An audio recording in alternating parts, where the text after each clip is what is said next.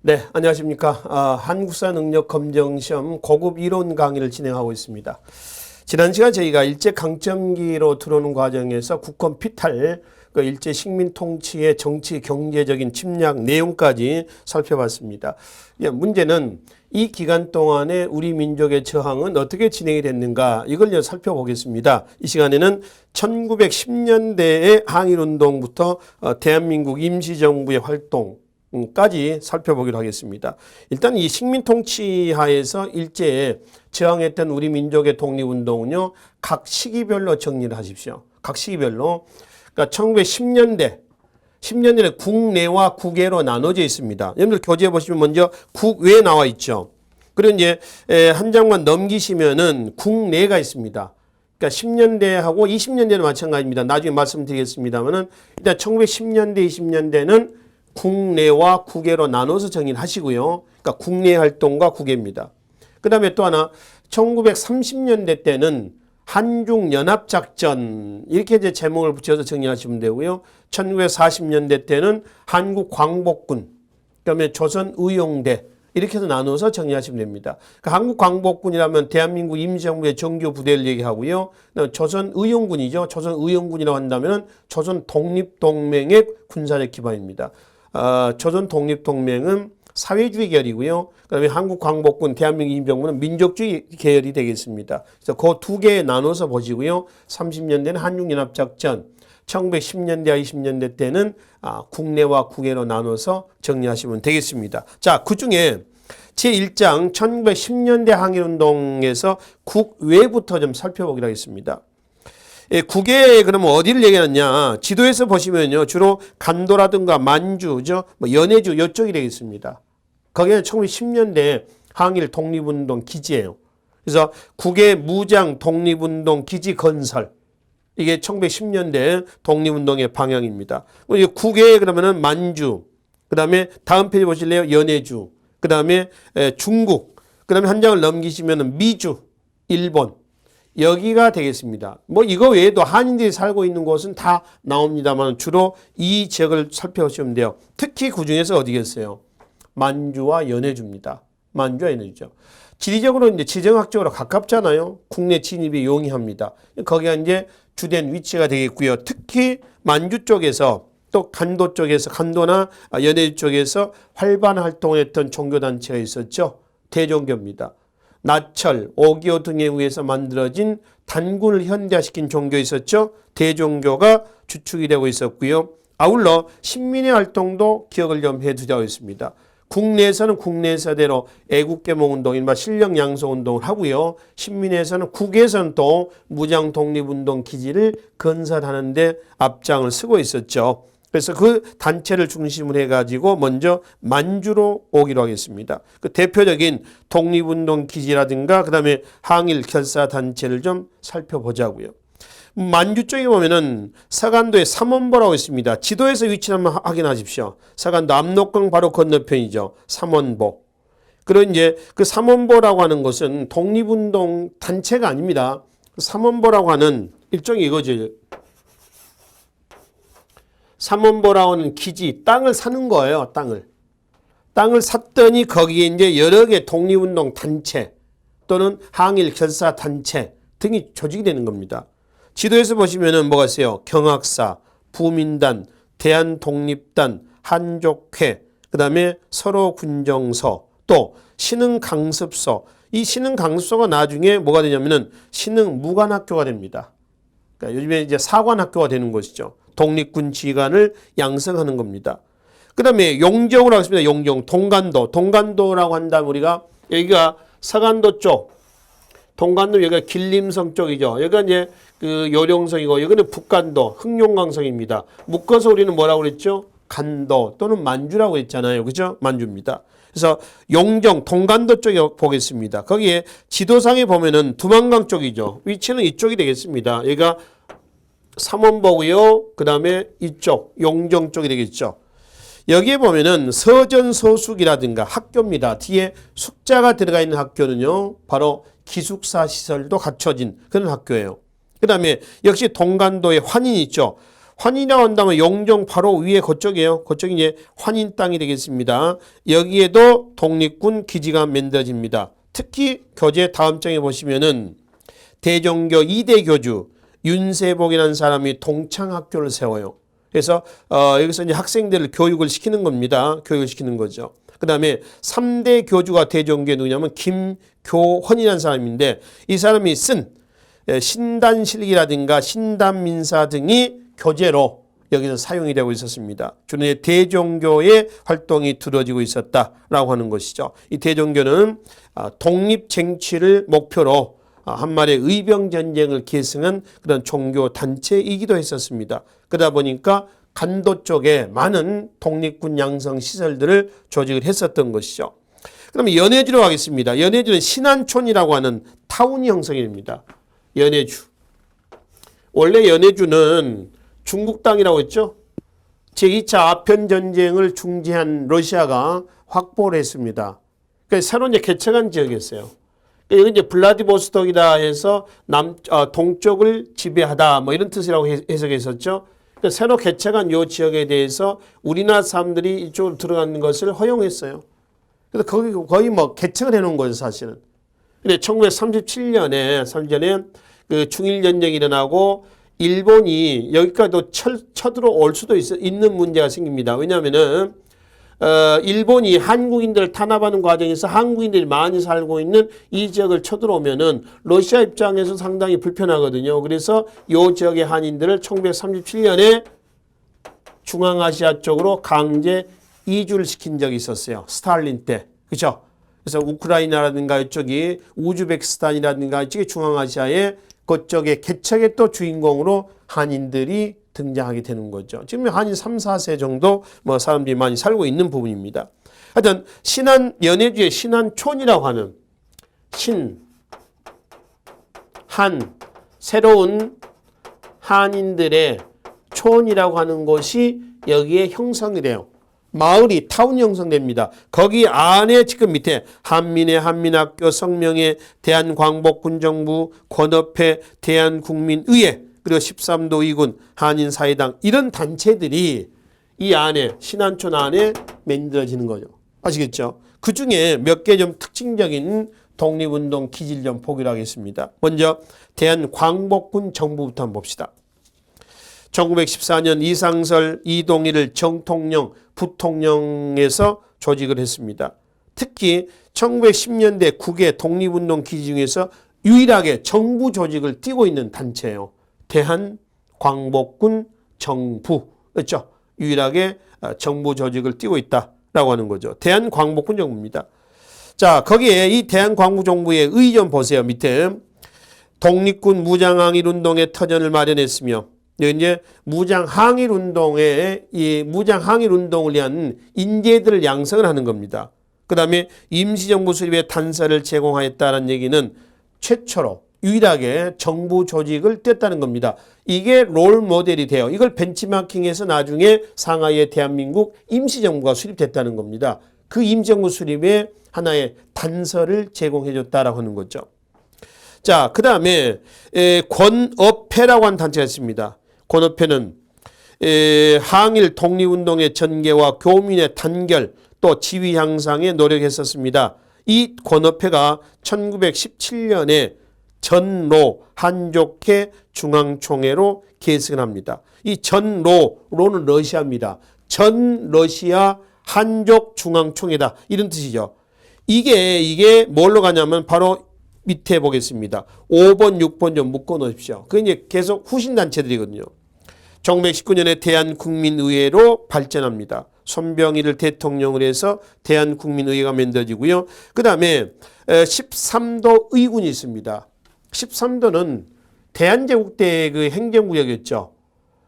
조선 8도가 제2차 가보개혁 때 23부가 됐고요. 1897년 광무개혁 때 13도가 됐어요. 그 13도의 의병연합부대라는 얘기입니다. 의군, 의병연합군. 여기서는 유인석이 서울진공작전의 무모함을 비판하면서 서울진공작전에서 이거는 우리가 의병운동에서 한번 봤었죠. 그래서 서울진공작전의 무모함을 비판하면서 의병 일부를 데리고 가서 여기서 조직했던 것이 13도 의군입니다. 그러면 우리나라 최초의 사회주의 단체가 있습니다. 1917년 러시아 혁명의 영향을 받은 거죠. 1918년에 한인사회당이 되겠습니다. 한인사회당. 이 한인사회당이 나중에 고려공산당으로 이름을 바꿔요.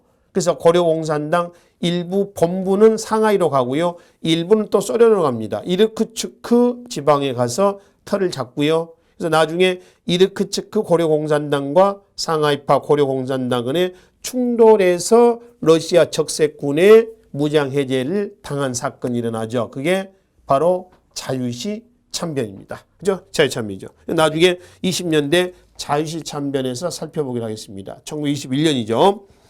자, 그 다음에 이제 중국 상하이로 가겠습니다. 중국 땅입니다. 왜 하필 상하이가 많이 있었냐면은 상하이는 프랑스의 조차지입니다. 일종의 중국 땅입니다만은 일정 기간 프랑스가 지배하고 있는 곳이에요. 그러니까 이건 치해법권의 특혜를 이용하겠다는 겁니다. 그래서 상하이에 많은 독립운동 단체들이 만들어지게 됐었습니다. 자, 먼저 동제사, 대동보국단, 신한청년단 이런 단체인데 그중에 신한청년단요 보기로 하겠습니다. 1918년입니다. 김규식, 여운형 등이 주축이 돼서 대한독립, 사회개조, 세계대동 이게 신한청년단의 단강입니다. 이 단체의 강령이에요. 강령. 단강이에요. 특히 1919년 2월 김규식이 파리 강화에 파견됐는데 이 김규식이 신한청년단의 단원이에요. 그리고 이 단체의 이 신한청년단의 활동에서 두드러진 것은요. 다음 장에 보시면은 1919년 3월 1일 3.1운동 이후에 4월 초 상하이 프랑스 조차지 보창로 329번지 329호죠. 독립임시사무소를 개설합니다. 3.1운동 이후에 이 독립임시사무소가 나중에 대한민국 임시정부의 모체가 됩니다. 그러니까 1919년 4월 13일 상하이에 수립된 대한민국 임정부의 모체가 바로 신한청년단이 조직했던 독립임시사무소였다라고 하는 것이죠. 상하이 쪽이 되겠습니다. 자, 다음 장에 미주 쪽으로 하겠습니다. 미주. 그러니까 그 구미 쪽이 아메리카 쪽이 되겠습니다. 하와이에서 조직됐던 신민회가 있습니다. 1903년 신민회죠. 이 신민회가 나중에 뭘로 가냐면은 한인합성협회로 통합이 됩니다. 몇 년인가 이게 1907년입니다. 기관지 한인합성신보를 발행을 합니다. 근데 이 신민회를 염두에 하나 주의 좀 하실 게 하나 있습니다. 이게 1903년이에요. 3년의 신민회거든요. 1907년에서 1911년까지의 신민회가 있잖아요. 달라요. 이 신민회하고 이 신민회는 다릅니다. 이거는 하와이에 수립된 거고요. 이 신민회는 미국의 공립협회라는 단체가 있잖아요. 그 미국의 공립협회 국내지회가 안창호가 조직했던 뭐죠? 그 신민회입니다. 105인 사건에 해산됐다는 비밀 결사단체 그 신민회. 그건 다르다는 거지. 그 다음에 바로 밑에 공립협회 나와 있네요.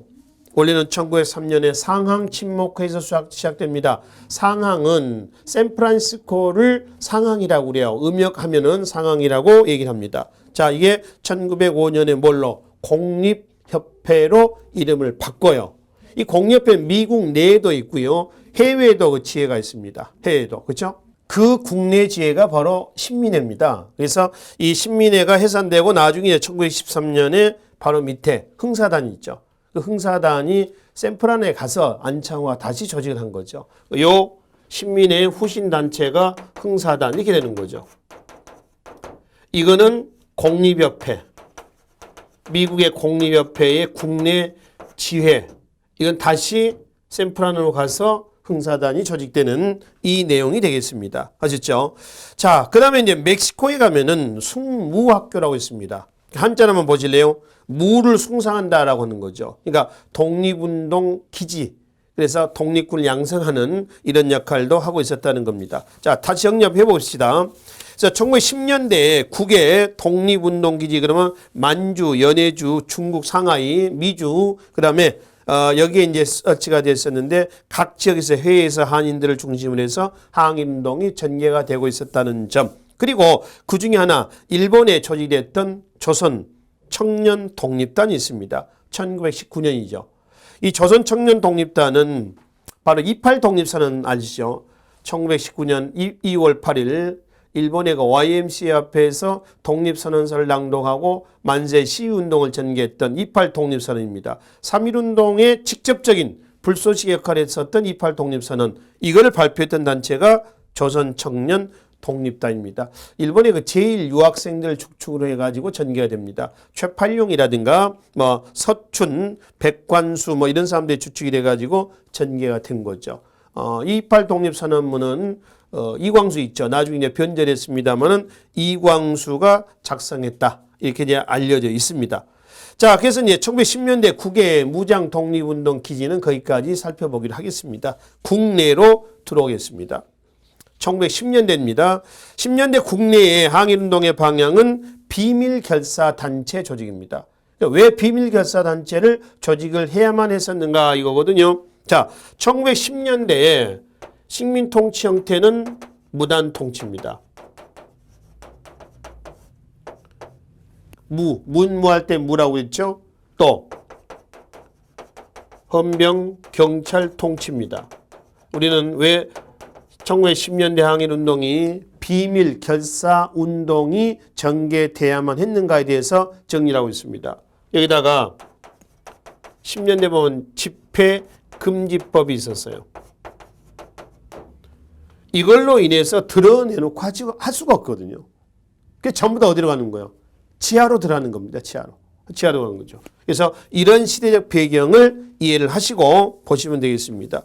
그러면 1910년대 때 그 기존의 항일운동이 있었죠. 의병운동과 애국개봉운동. 계속 이어집니다. 우리가 앞 시간에 우리가 정리했던 부분이죠. 대한제국 바로 다음 단원에서 살펴봤습니다. 얼마 우리가 앞에 한 3강 정도 앞에 보시면은 대한제국 바로 다음 분이에요.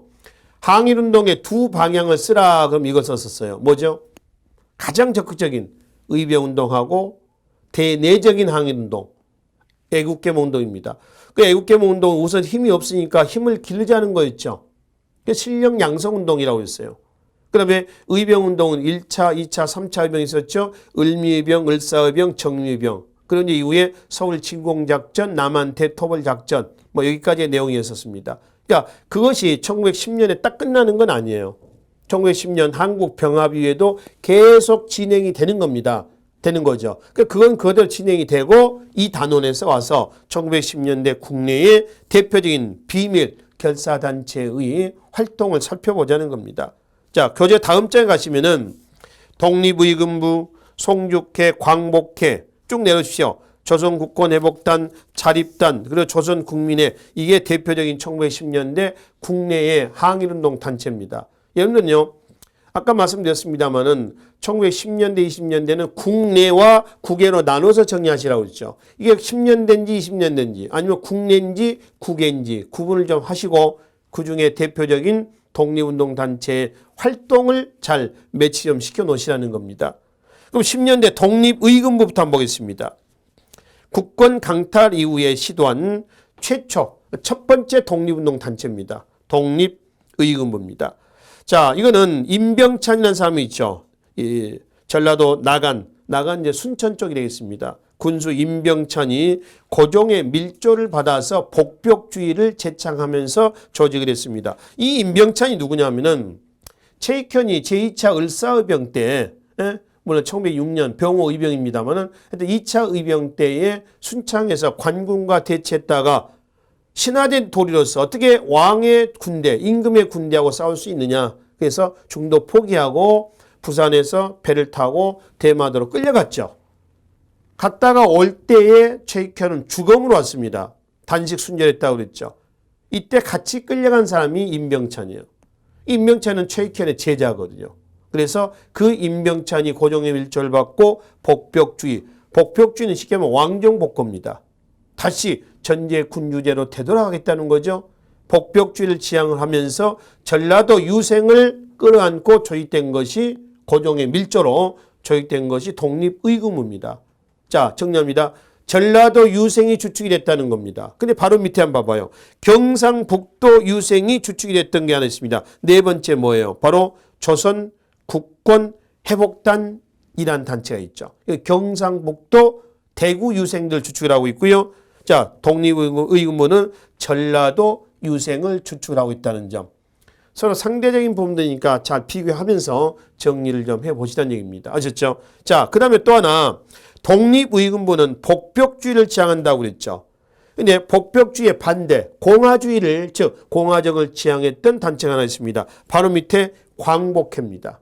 광복회는 공화정을, 근대 공화정치를 지향했다. 그러니까 활동의 첫 번째 한번 보시면 되겠습니다. 그래서 공화정이냐 복벽주의냐, 아니면 전라도 유생이 주축이 되느냐, 아니면 경상도 유생이 주축이 되느냐, 이 부분을 정리하시면 되겠습니다. 그리고 다시 송죽회라는 단체가 있습니다.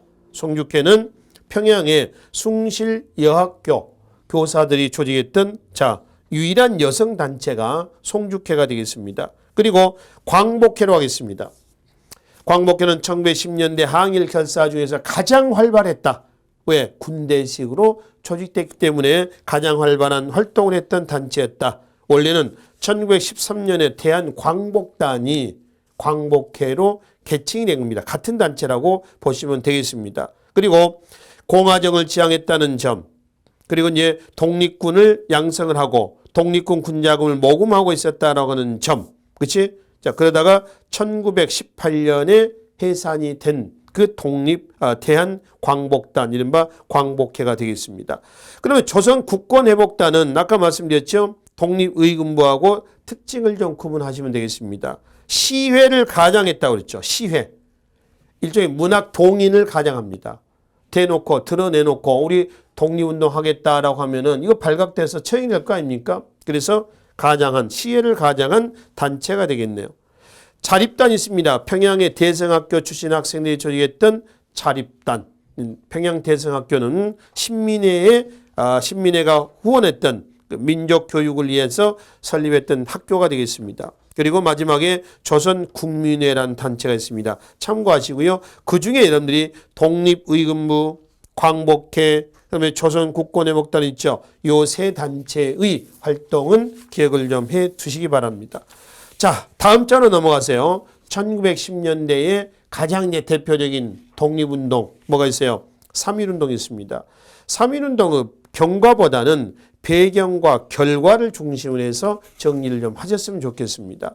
자, 그 배경에 지금까지 전개했던 1910년에서 1919년까지 국내와 국외에서의 꾸준한 항일운동이 있고요.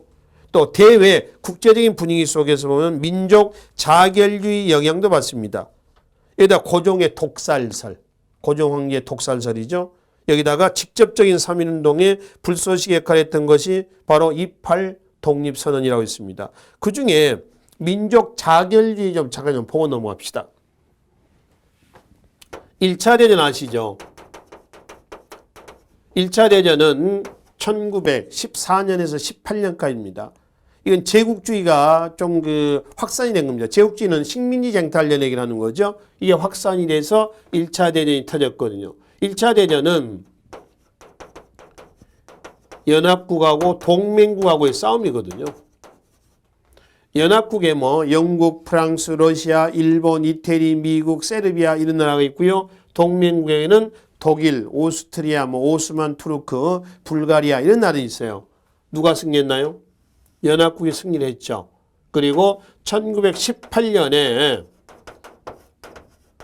베르사유 궁전으로 연합국은 패전국의 순애들을 불러들였어요. 그러니까 여기서 철저히 응징을 합니다. 그러니까 1차 대전 수습체제라고 하지만은 사실은 얘네를 아예 응징하는 거예요. 그리고 이제 이 베르사유 체제 때 뭐가 나오냐면 미국의 윌슨 대통령의 민족 자결주의가 나옵니다. 그 민족의 식민지하에 허덕이고 있는 그 민족의 독립은 니네 스스로 결정하라라고 하는 민족 자결주의예요. 근데 이 민족 자결주의의 모순은 뭐냐면은 연합국이 가지고 있는 식민지가 있을 거 아닙니까? 일본에 예를 들어서 우리나라가 더 있고요. 한국도 있고요. 그죠? 영국과 프랑스 또는 미국 등이 가지고 있는 식민지도 있을 거예요. 또 동맹국, 독일, 오스트리아, 오스만 투르크, 불가리아 얘네들이 가지고 있는 식민지가 있을 겁니다. 주로 얘네들은 동유럽 쪽이고요. 여기는 동남, 동북아시아 쪽, 아프리카 쪽이 많아요. 그래서 이 민족 자결주의는 자기네들이 가지고 있는 식민지 국가에는 해당을 시키지 않습니다. 여기는 적용을 시키지 않고요. 패전국의 식민지 국가의 독립에만 적용시켰다는 모순이 있어요.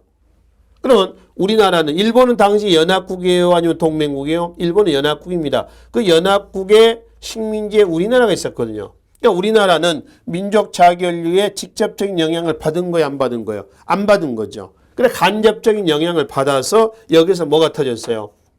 3.1운동이 터지고 이 3.1운동은 동남아시아, 동북아시아 이런 나라들에게 또 파급이 된다는 거죠.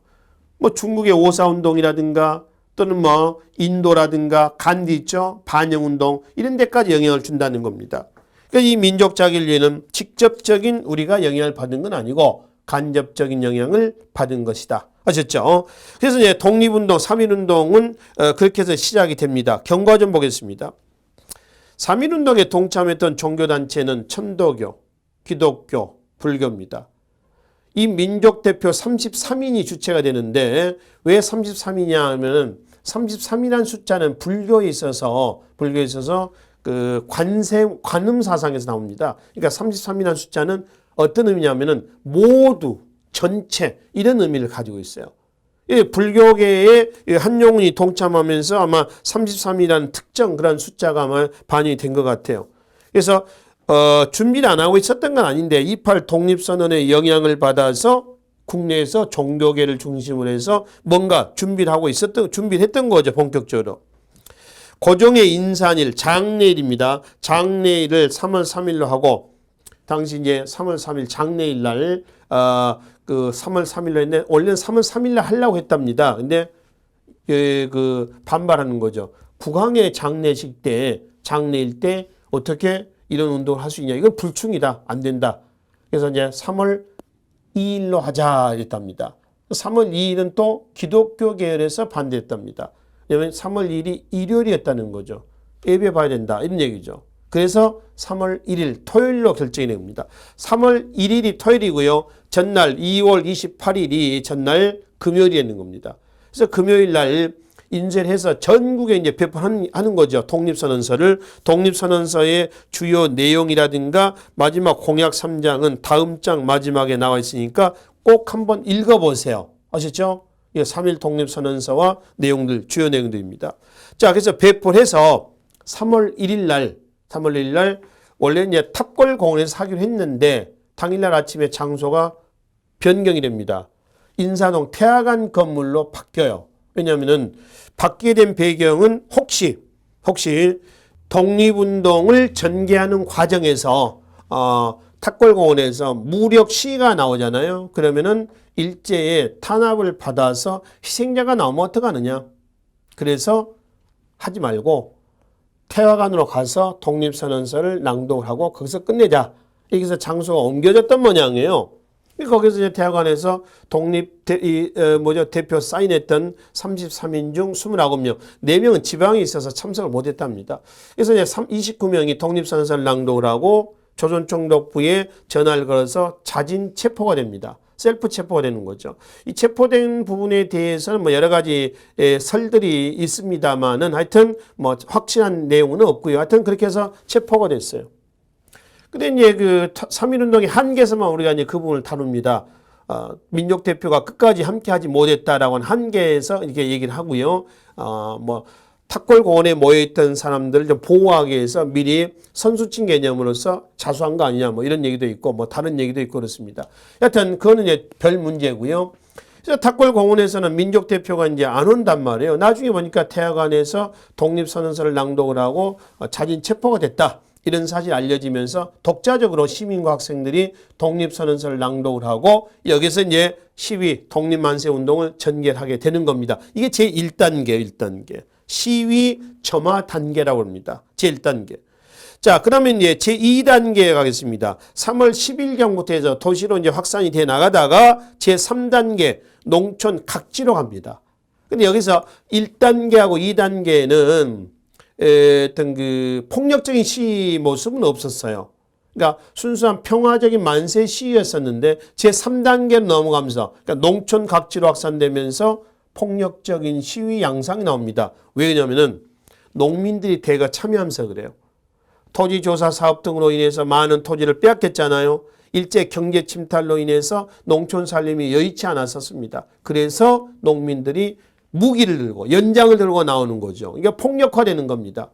여기에 일제가 강압적으로 탄압을 하는 거죠. 진압을 합니다. 그 대표적인 것이 밑에 뭐 수원 제암리 방화 현장, 그러니까 수원 제암리 교회 사건인데요. 제암리의 주민들을 교회에다 감금하고 문을 잠그고 불을 지르고 또 뜨거우니까 이제 뛰쳐나올 거 아닙니까? 문을 부시고 또 총으로 난살하고 대표적인 거죠. 이것뿐만이겠습니까? 엄청난 거죠. 또 대표적인 유관순, 순국 등의 많은 희생자들이 나와 있습니다. 옆에는 사진은 유관순의 그 수용표입니다. 수용표. 수용표 모습이 되는 것이죠. 얼굴은 이제 폭행으로 해서 많이 부은 이런 모습이었음을 확인해 볼 수가 있겠습니다. 그래서 일제 무력 탄압으로 인해서 가시적인 측면에서 3.1운동은 실패로 끝났습니다. 그러니까 성공한 게임은 아니었죠. 근데 가시적인 면에서 말씀드리는 겁니다. 장기적인 측면에서는 이건 성공한 게임이었어요. 다음 장 보겠습니다. 3.1운동의 의 좀 보십시다. 3.1운동을 통해서 거족적인 독립만세운동을 통해서 민족의 저력을 과시했으며 독립운동의 방향을 제시했으며 어떤 방향이냐 그러면 그동안의 독립운동은 애국개몽운동과 또 의병운동으로 나눠졌죠. 방향은 달랐잖아요. 목표는 같은데 그죠? 이거는 무장 독립전쟁 하자. 이거는 실력 양성 운동하자. 그래서 서로 손을 잡지 못한다. 이런 얘기겠죠. 또 공화주의, 복벽주의로 나눠졌죠. 공화주의 그럼 바로 앞에 뭐가 나왔었어요? 바로 광복회 활동. 광복회. 그다음에 복벽주의는 뭐였어요? 독립의군부의 활동. 그러니까 복벽주의냐, 왕정복고냐, 공화정이냐, 애국개몽운동이냐, 의병운동이냐 이렇게 이제 서로 나눠진 독립운동이 하나로 묶어지는 계기가 됐습니다. 그것이 상하이에 수립됐던 뭐예요? 대한민국 임시정부의 수립으로 나오는 거죠. 그러니까 항일운동이 이제 하나의 방향으로 뭉치게 되는 계기가 됐다라고 하는 것이죠. 그리고 상하이 임시정부 수립, 그거는 임시정부에서 바로 다음 장에서 따로 보기로 하겠습니다. 그리고 비록 기만적인 술책이었지만은 일제 식민 통치 형태가 무단 통치에서 문화 통치로 바뀌었다는 점. 그리고 해외에도 영향을 줬다. 특히 뭐 중국의 북경 대학생들의 오사운동, 일본이 21개에 해당하는 이권을 요구합니다. 거기에 저항하는 거죠. 그리고 인도의 반영운동, 간디, 네루 등의 반영, 영국의 그 식민지가 있었잖아요. 인도는. 그래서 반영운동이라든가, 그리고 동남아시아, 심지어 중동 지역의 제국주의 치하에서 허덕이고 있는 식민지 국가에 영향을 주고 있었다는 것이죠. 이것이 3.1운동이 가져다 준 의의가 되겠습니다. 그러나 민족대표 33인은 끝까지 함께하지 못했다는 점, 그리고 너무 국제정세에 의존했다는 점, 뭐 이런 것이 3.1운동이 갖고 있는 한계당이 되겠습니다. 자, 그리고 이제 3.1운동의 결과 중에서 가장 큰 덩어리는 역시 뭐니 해도 대한민국 임시정부의 수립일 겁니다. 그럼 3.1운동 이후에 대한민국 임시정부가 바로 하나된 정부가 수립된 것은 아니에요. 그러니까 과정은 이렇거든요. 1919년 3.1운동이 터졌죠. 3.1운동이 터지고 나서 국내에도 있었지만 국외에 여러 개의 독립운동 단체들이 만들어집니다. 한 7개 정도 만들어져요. 이거를 하나로 통합한 이 정부가 우리가 흔히 얘기하는 뭐예요? 대한민국 임시정부입니다. 통합정부를 얘기를 하는 거죠. 근데 3.1운동 직후에 상하이에 수립됐던 대한민국 임시정부가 있어요. 근데 우리가 흔히 얘기할 때 대한민국 임시정부라고 할 때 임시정부는 이거냐 이거 아니에요. 통합된 정부를 얘기하는 거지 이 정부를 일반적인 임시정부다라고 얘기하지는 않습니다. 아셨죠? 그러면 보겠습니다. 3.1운동 이후에 국내와 국외에 임시정부들이 이제 난립이 돼 있었습니다. 밑에 한번 보십시오. 연해주의 노령정부도 있었고요. 이 대한국민의회에서 수립된 정부입니다. 대한국민의회는 바로 앞장에 국외 무장 독립운동 기지에서 연해주 신안촌에서 나왔었어요. 그다음에 상하이에 대한민국 임정부가 있고 서울에는 뭐가 있어요? 한성정부가 있습니다. 그리고 이제 이 정부는 하나의 조직을 갖춘 정부예요. 3.1운동 이후에.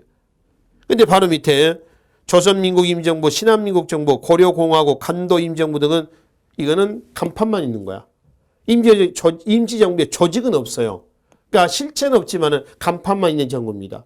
여튼 3.1운동을 계기로 해가지고 여러 개 정부가 난립이 돼 있었습니다. 그 중에서 박스 좀 칩시다. 서울에 한성정부를 중심으로 해서 정부 조직을 갖추고 있건 정부 간판만 달고 있건 다 단체가 묶어지는 겁니다. 어디 정부를 중심으로 해요?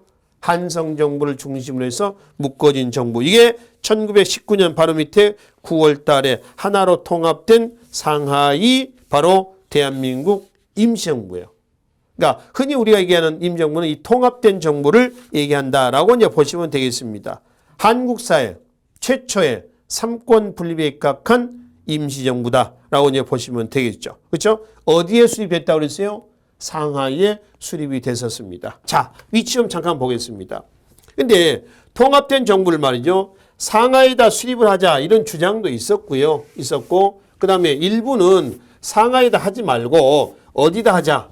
바로 만주 쪽에다가 임시정부를 수립하자. 이런 사람들도 있었어요. 여기다 하자. 그다음에 여기다 하자. 여기다가 임시정부를 어디다 세우자라고 하는 사람들은 앞으로 독립운동의 방향을 어떻게 끌고 가겠다는 거예요.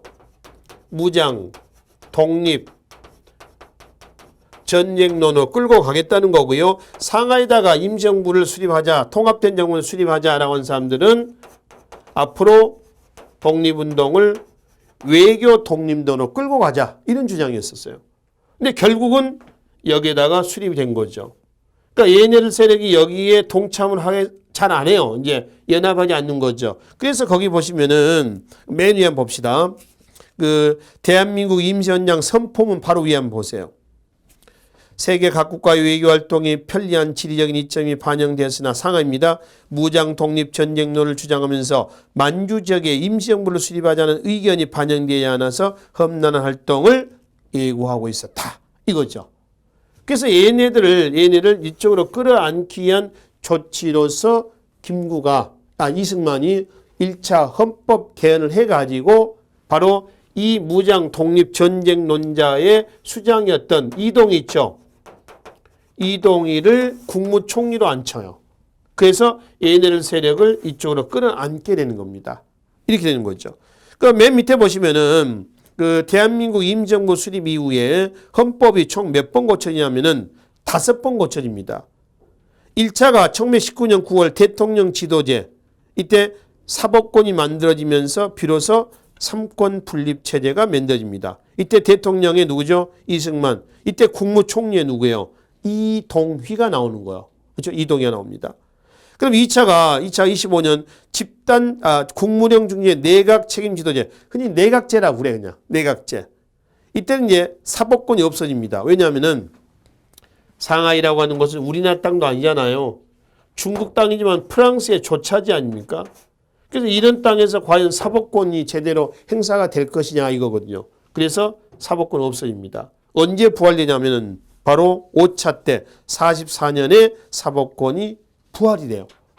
왜냐하면 44년이라고 한다면 이미 2차 대전에서 연합국이 승리를 거의 눈앞에 둔 시기입니다. 일본의 패망이 거의 눈앞에 온 거죠. 일본의 패망은 우리의 독립 아닙니까? 그래서 정부 수립을 준비하는 겁니다. 그래서 법원을 만들고 그리고 부주석 제도를 만들어서 김규식을 끌어안아요. 주석에는 김구고. 그래서 광복을 지금 준비하고 있는 이런 대목이 되겠습니다. 3차는 집단 지도체제입니다. 이게 40년 4차 주석 지도체제까지 넘어가면서 가장 오래도록 유지됐던 곳이에요. 최장기간이라고 그랬죠. 왜 집단 지도체가 됐냐 그러면은 내각제로 바꾸면서 내각을 구성을 못했습니다. 왜 내각을 구성 못했냐면은 2차와 3차 사이에 뭐가 들어가냐면은 바로 1차와 2차 사이에 뭐가 되냐면은 바로 다음 장에 국민대표회 있죠. 그 국민대표회가 1차 개헌과 2차 개헌 사이에 들어가야 된다라고 하는 거죠. 자, 배경은 2차 그 국민대표회로 바로 좀 넘어가 보십시다. 이 1923년에 왜 국민대표회가 상하이에 수립됐느냐라고 하는 거죠. 바로 위의 내용 보겠습니다.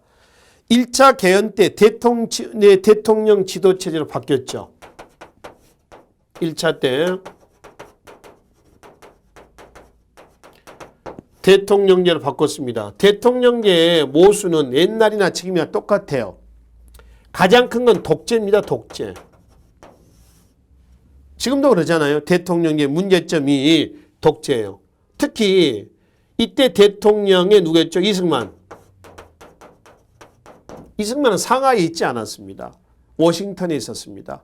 워싱턴에 구미위원부를 두고 외교 독립론을 전개하고 있었어요. 그때 미국 윌슨 대통령이 보냈던 글이 하나 있습니다. 1919년에 보냈다는 위임통치 청원서가 있어요.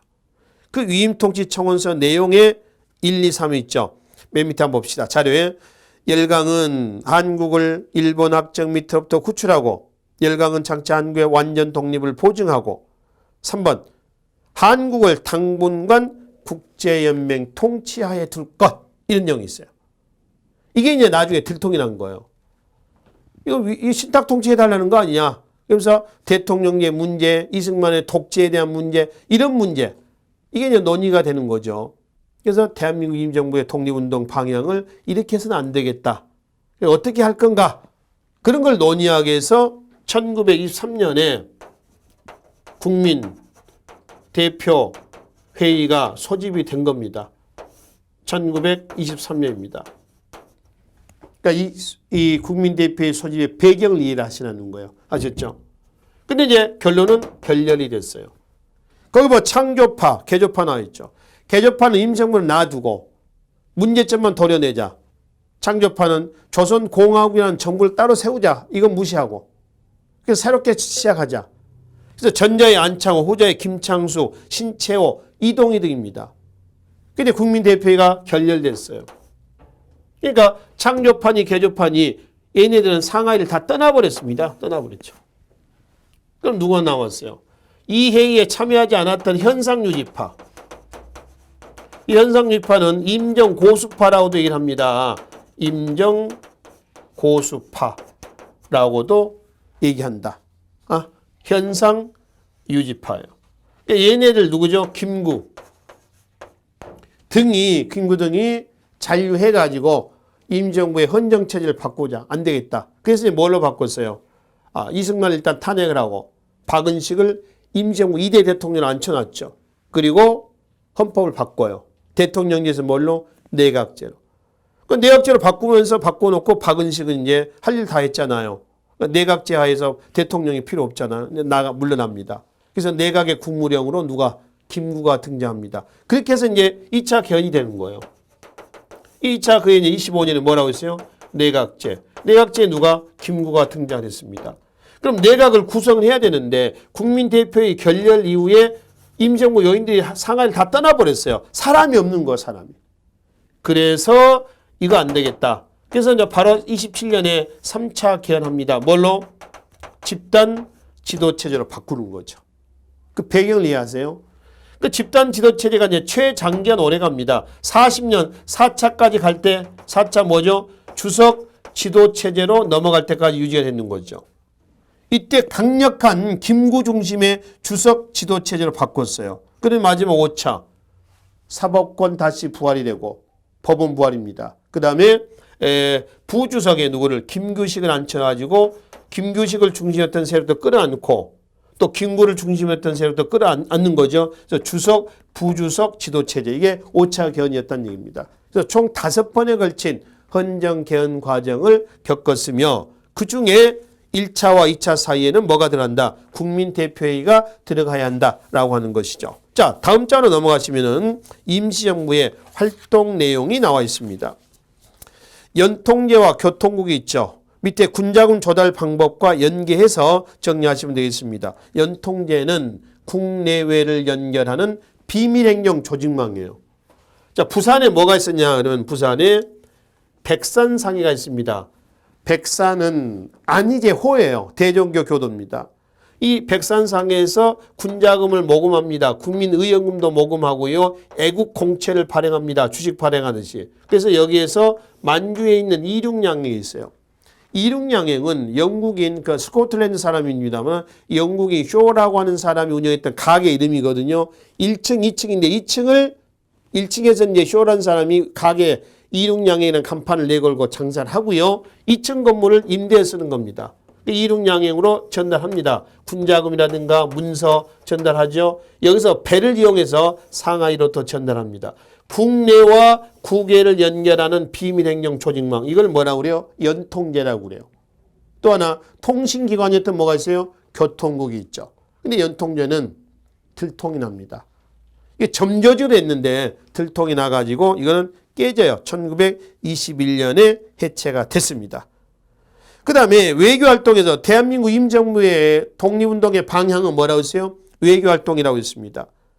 자, 국제회의의 대표를 파견한 게 있죠. 외교, 파리강화회의 김규식, 국제연맹 워싱턴회의, 또 제네바 회의 등의 조수왕 등이 파견이 되고 이승만은 워싱턴에 구미연보를 두고 외교활동을 전개하고 있었던 거죠.